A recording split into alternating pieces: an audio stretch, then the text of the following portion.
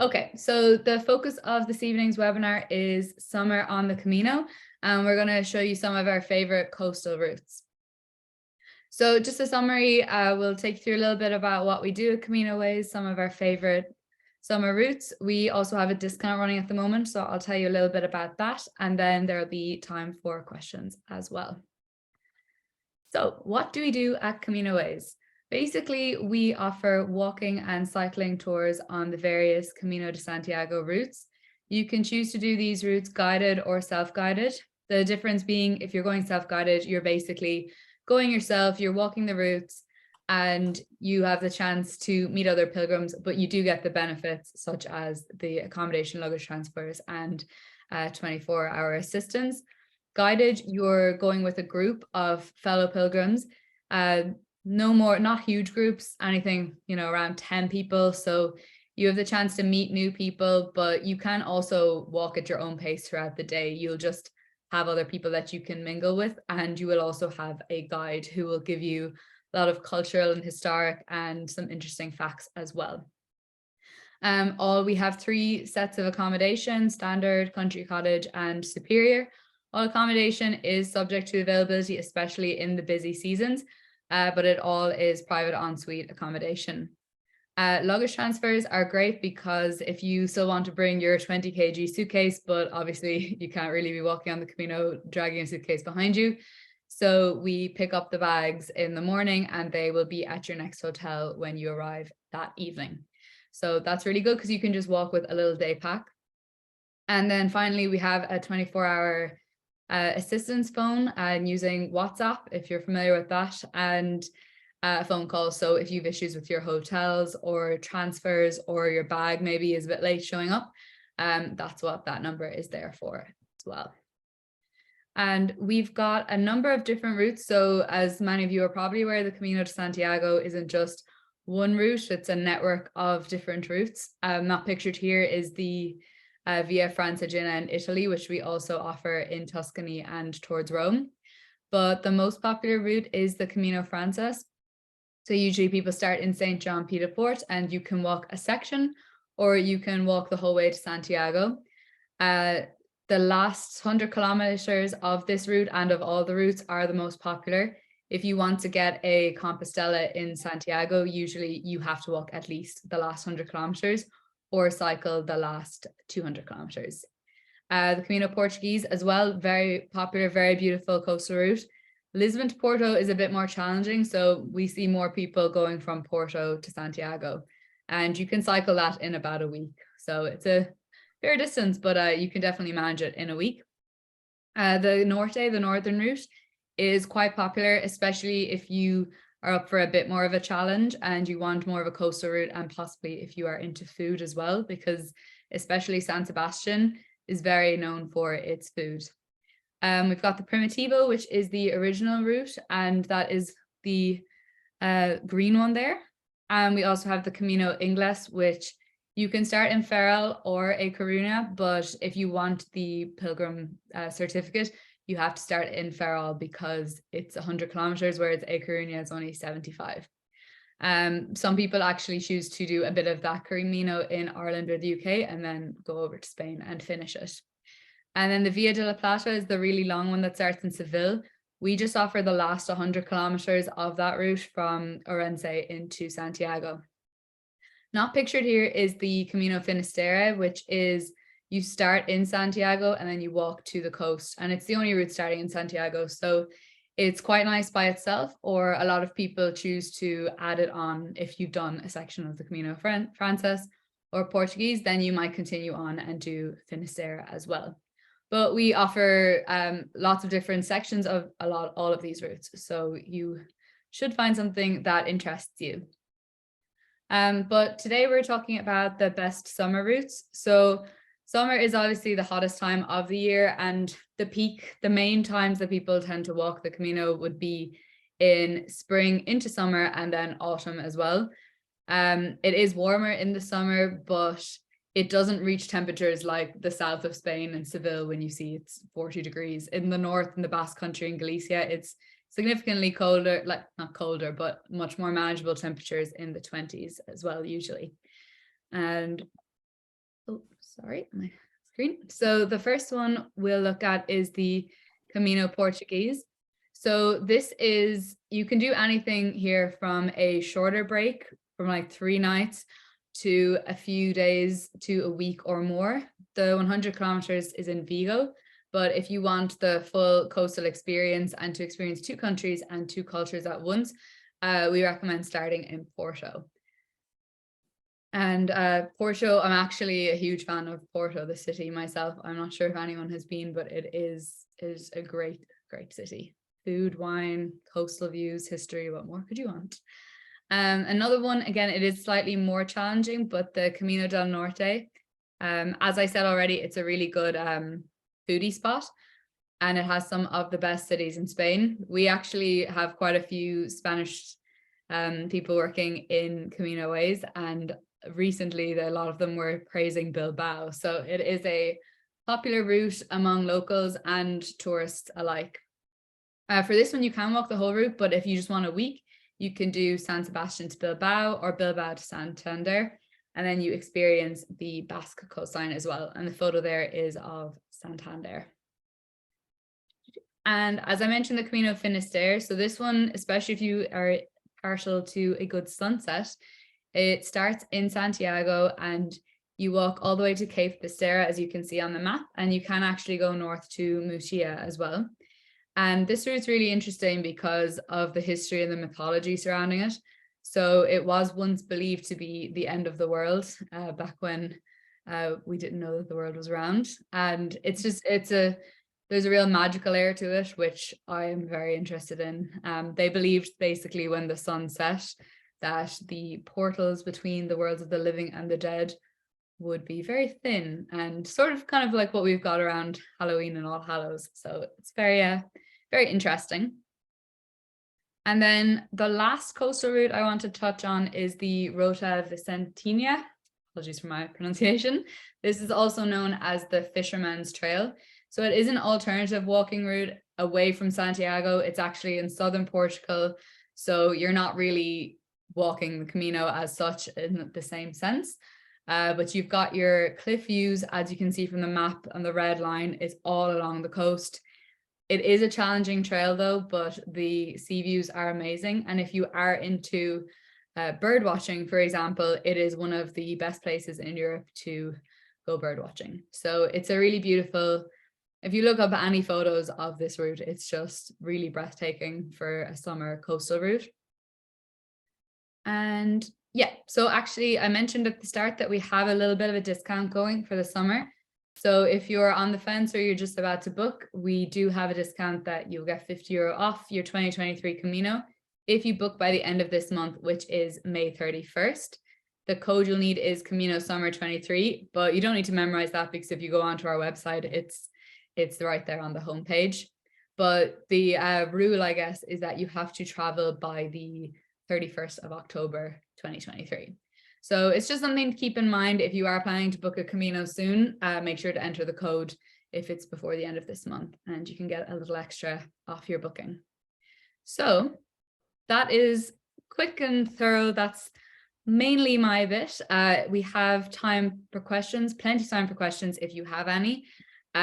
Please do ask away. You can pop them in the chat box or you can unmute yourself. If you have a question, it doesn't have to be about coastal routes. It can be about anything on the Camino. And also, if you aren't keen to ask a question now, or if you forget later, you can email us at info@CaminoWays.com or get in touch on social media and we'll get an answer back to you ASAP. Also, this is being recorded, so if you've missed any bits along the way, you can watch back tomorrow. So any questions? Booked already. Booked already, but not paid in full. Arriving September 6th in Porto. Can I use the discount code? Have you booked in the last week maybe? Because we might be able to swing that, but if not, I'm not sure if it can be added. I'm sorry. Where's the best place to fly in from Ireland to get to? No, I booked a couple of months ago. Oh, sorry, Linda. I'm not sure it's applicable. Unfortunately, it's just for new bookings. Maybe Linda could send us an email and then we will see what we can do. Yeah, definitely. Drop an email to info@CaminoWays.com and maybe say you were at the webinar. I might persuade those responsible.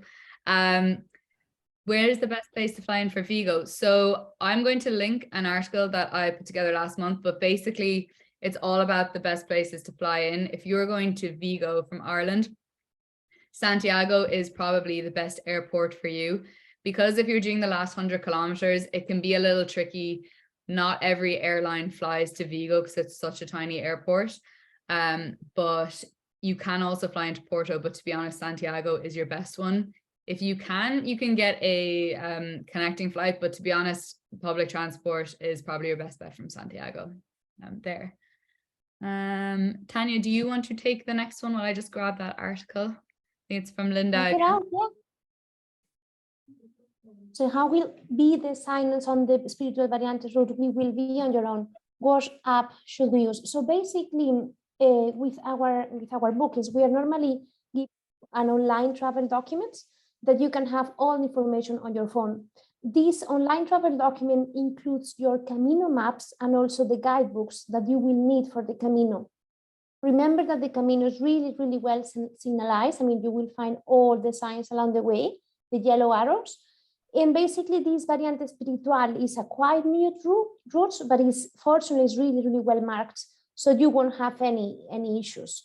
If you need more information, again, please send us an email or send us just your email address, and we can give you all the information before you book. Okay. Is that clear? Yes, probably. Yes, she said yes. Very good, Linda. Thank you. Yeah, so I've just put in the article about the different airports. We also use a site called, if you're looking, let's say you can only fly to Santiago, but you want to get public transport to your starting point. Same thing if you can only fly to Madrid and you want to figure out how to get to, if you're starting from Pamplona. We like to use Rome to Rio because it's really handy. You can just put in your, Dublin to Madrid, and it will tell you the absolute best way to get there, whether it's bus, train, car, plane, or boat even. So for example, Madrid to Pamplona, I'm nearly 90% sure there is a train that goes directly there, but something like Rome to Rio will tell you that this information. Like Google Maps is great too, but Rome to Rio is a little bit more accurate because it links you to the actual train and bus websites as well. Does anybody else have any questions? Very, very quiet. Yeah. Can I ask one? Yeah, Mike, go ahead. You said you can fly into Santiago, and you talked about public transport. Is it easy to get to, is it Vigo from Santiago? Yeah, absolutely. So you will be able to go by bus or also by train. So the train station in Santiago is really close to the city center. There are buses from the airport as well, and it will be really easy. By train is less than 1 hour. So, I mean, both cities are really well connected. Also, we offer private transportation if you need, so we can also organize a private transfer for you. But as I said, it's extremely easy. It's really, really well connected. Yeah, that says 50 to 55 minutes. There's an Alvia bus and the train goes there as well, about 3 stops, 50 minutes. So it is really well connected. It's good when you're going between cities and not to like a tiny little town, which can be a bit trickier to access by public transport. But unless if you have ever been to Ireland or your accent sounds a little English, Mike, you might understand the stresses of bad public transport. But Spain is actually, from my experience anyway, it's a bit better. Trains tend to be a bit more punctual. All right. Anybody else, any questions? I just have one question. I know you mentioned earlier, but if you need to do in a group setting, what's the group size usually? So normally for our guided tours, there are these groups that we have already set all of our departures in our website. Basically, the maximum, it will be around 20 people. But the minimum of people that we will need to go ahead is just 6 people. Then we also organize private groups, and basically it's on request. So basically you can also, again, contact us, and then we will see if it's feasible, because for example, if you are looking for making a huge group, maybe in a routes where we don't have accommodation, we will maybe advise you to maybe find, or we will find for you a different route that it would be more suitable. And yeah, I mean, normally we advise, and we prefer dealing with small groups and not super big, because they can be quite difficult once you are on the Camino, and depending also as well on the time of the year. Because, for example, in March, April, the availability with the hotels, there is still availability. It will be really easy to book you in the best hotels, that maybe if you are requesting May or September, which are one of the most busiest periods, it could be a bit more difficult. But we will always advise you which is the best option and which is better for your preferences. Okay, so even if we are coming as individually by ourselves, we can still be part of a group if you want to go as a group? So basically, yeah, if you want to be part of our guided tours, if we have availability on that specific departure days, we will be able to do so. So I'm going to send you right now the link for our guided tours. I put it in the chat already. It's the most recent. Yeah. She's so efficient. Okay. So And one other question is on the booking. If you book today, I know we get the discount, but let's say there is an emergency or something, cancellation. Is your policy flexible? Like, so basically for our tours, you for confirming a 20% deposit, and this deposit is non-refundable. Okay. Then if you are canceling for any reason, we will be able to refund you the parts that is not part of the deposits, depending on our terms and conditions. So maybe Sarah can also share with you the terms and conditions, and you will see all the conditions for payment. I will. We would recommend getting travel insurance as well, because especially since the pandemic as well, it's really important to have travel insurance, and it's not as expensive as, you know, health insurance. I think, you know, €50 you can have for travel insurance for a whole year. So it's a simple if you get a travel insurance policy that covers cancellations due to an emergency or illness, then we can provide you with an insurance letter as well that you can use to claim with your insurance. okay, sounds good. Thank you. Okay. Tanya, there's a question. Do any of the hotels you book for clients have pools? Yeah, so many of them, not many, but some of them have pools. Normally the ones that are included in our Superior Collection or Country Cottage, some of them could have pools. This is something that normally we don't guarantee, because we cannot. I mean, we have a huge database of hotels that we use with, because you see that we are offering so many different routes. So basically, we cannot guarantee, but yeah, they could have swimming pools, definitely. Okay, great, thank you. Does anybody else have any other questions? If you think of one later, remember you can email or get in touch. Oh, just getting a reminder from Zoom that any of you have done the Camino already? If you have any specific Santiago question, I hope she doesn't mind me saying, but Tanya is actually from Santiago, so she can answer any of those questions if you have one. Best place to get a good view of the city. Yeah, exactly. I'm originally from Santiago, and I've been working with CaminoWays for 8 years when I moved to Ireland. And basically, what can I say about my city? It's just lovely, amazing. You will see the atmosphere of pilgrims arriving in Santiago every single day. And now it is true that basically the season is longer, because normally the season in mid-September, pilgrims normally were not traveling anymore to Santiago, but now the season is large. I mean, it's much more longer, and now you can see pilgrims all year around. And obviously, I recommend this. Yeah. Actually, there is a question in there from Linda. We have 2 days in Santiago. What should we do first? Okay, so basically for Santiago, with 2 days, I mean, there are many things to do and to visit, but with 2 days, you have plenty of time.